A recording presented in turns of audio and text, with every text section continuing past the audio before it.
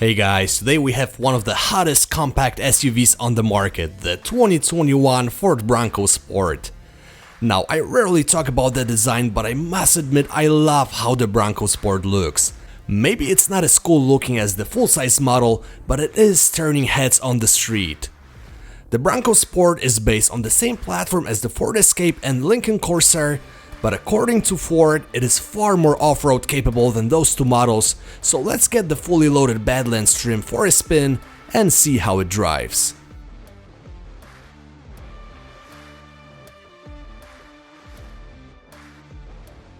So the Badlands trim that I tested is the most off-road capable Bronco Sport you can get.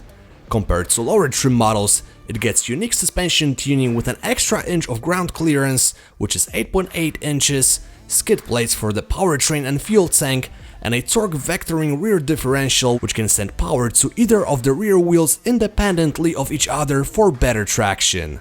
All models feature an independent front and rear suspension which has been tuned really well. It does a pretty good job on rough pavement and quietly soaks up the bumps. When it comes to handling, it isn't the strongest side of this SUV. There is a lot of body roll and understeer, but I don't think anyone expects the Bronco Sport to handle like a Porsche Cayenne. Despite its boxy shape, the Bronco Sport is surprisingly well isolated from the wind noise up to 70 miles an hour, but I did notice some road noise coming from the wheel arches. Most likely, the all-terrain tires had something to do with it. Now, the Bronco Sport has two powertrain options, a 181 horsepower 1.5-liter turbo 3-cylinder and a 250 horsepower 2-liter turbo 4. My tester was equipped with a more powerful 4-popper and honestly, it feels like a right choice. It generates a decent amount of low-end torque and the acceleration is quick and effortless. All-wheel drive is standard across the board, as is an 8-speed automatic transmission which isn't the quickest unit on the market, but it does shift gears very smoothly. The fuel economy isn't too bad. I was able to average 22 miles per gallon in the city, 30 on highway and 25 combined. When it comes to driver assist features, the Bronco Sport comes standard with Ford Co-Pilot 360, which includes automatic braking with pedestrian detection, blind spot monitoring with rear cross traffic alert, lane keeping assist and automatic high beams. If you opt for Co-Pilot 360 Assist Plus, you will get full-speed adaptive cruise control with lane centering, evasive steering assist and rear parking sensors.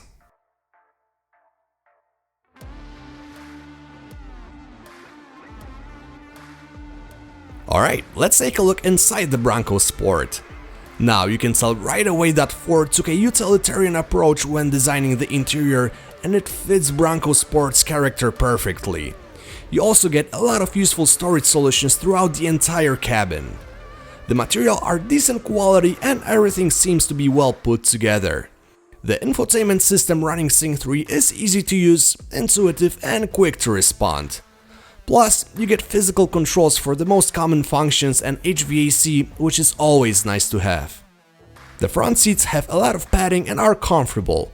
Unfortunately, that's not really the case with the back seat, which is cramped and probably the smallest in the segment. The trunk offers 29.4 cubic feet of space behind the second row and 60.6 cubic feet after folding all seats down.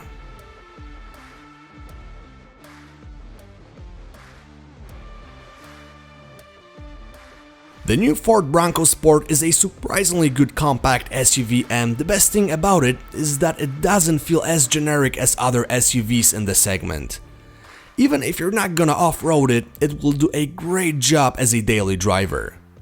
The pricing of the Bronco Sport starts at $26,820 for the base model, and my almost fully loaded Badlands trim was priced at $37,545.